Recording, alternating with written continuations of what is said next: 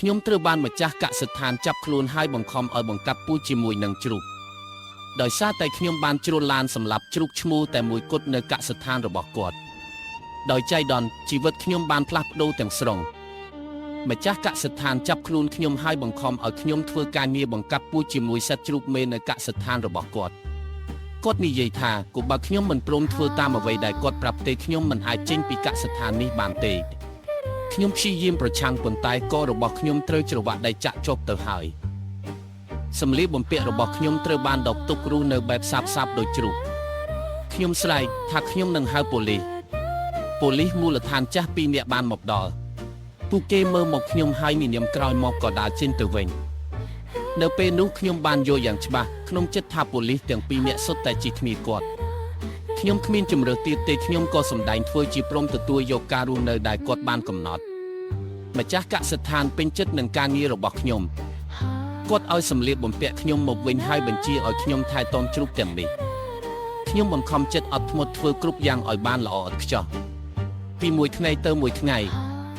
ជ្រូកទាំងនោះធំធាត់មានសុខភាពល្អនិងរឹងមាំពួកវាចាប់ផ្ដើមស្និទ្ធស្នាលជាមួយខ្ញុំកូនជ្រូកមួយក្បាលបានយកដៃកាប់មួយមកឲ្យខ្ញុំជួយឲ្យខ្ញុំដោះច្រវាក់នៅលើខ្លួនខ្ញុំបានពេលម្ចាស់កសិដ្ឋានធ្វេសប្រហែសគេងលូកខ្ញុំដើរលបលាក់ខ្លួនក្នុងរថយន្តដឹកទំនិញមួយហើយចុងក្រោយខ្ញុំក៏បានគេចចេញពីកសិដ្ឋានដោយជោគជ័យប៉ុន្តែបានពាក់កណ្ដាលផ្លូវរថយន្តដឹកទំនិញបានក្រឡាប់ខ្ញុំលោតចេញហើយរត់គេចបន្តអ្វីដែលខ្ញុំមិនរំពឹងទុកនោះគឺសត្វជ្រូកទាំងនោះបានដើរតាមខ្ញុំកន្លងមករហូតខ្ញុំរត់ដោយកម្លាំងទាំងអស់ដែលខ្ញុំមានតែដោយការធ្វើប្រហែសខ្ញុំបានធ្លាក់ចូលក្នុងរណ្ដៅដ៏ជ្រៅមួយដែលម្ចាស់កសិដ្ឋានបានរៀបចំធ្វើជាអន្ទាក់នៅកន្លែងនោះភាពអស់សង្ឃឹមបានត្រឡប់មករកខ្ញុំវិញនៅពេលនោះជ្រូកក៏ដែលបានលេចមកម្ដងទៀតវាបានបោះខ្សែមកជួយឲ្យខ្ញុំឡើងផុតពីរណ្ដៅវាបំបែកក្រឡៅនៅដោះលែងខ្ញុំឲ្យមានសេរីភាពពេលនោះហើយការគិតរបស់ខ្ញុំក៏បានផ្លាស់ប្ដូរខ្ញុំសម្រេចចិត្តយកជ្រូកទាំងនេះទៅជាមួយខ្ញុំដែរយើងធ្វើដំណើរពេលថ្ងៃសម្រាប់ពេលយប់ពេលលឺសំឡេងចោកពីចម្ងាយខ្ញុំភ្ញាក់យាមការពារពួកវារហូតដល់ព្រឹកថ្ងៃមួយចិត្តវាពោតសំឡេងបាញ់កាំភ្លើងលាន់ឡើង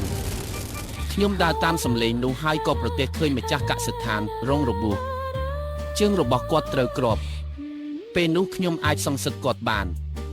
ប៉ុន្តែពេលវេលាដែលខ្ញុំបានរស់នៅជាមួយកូនជ្រូករបស់ខ្ញុំបានផ្លាស់ប្ដូរបេះដូងខ្ញុំ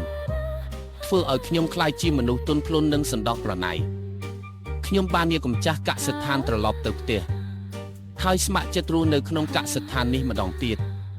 ពេលនោះគាត់ចាប់ដៃខ្ញុំកូនស្រីរបស់គាត់បាន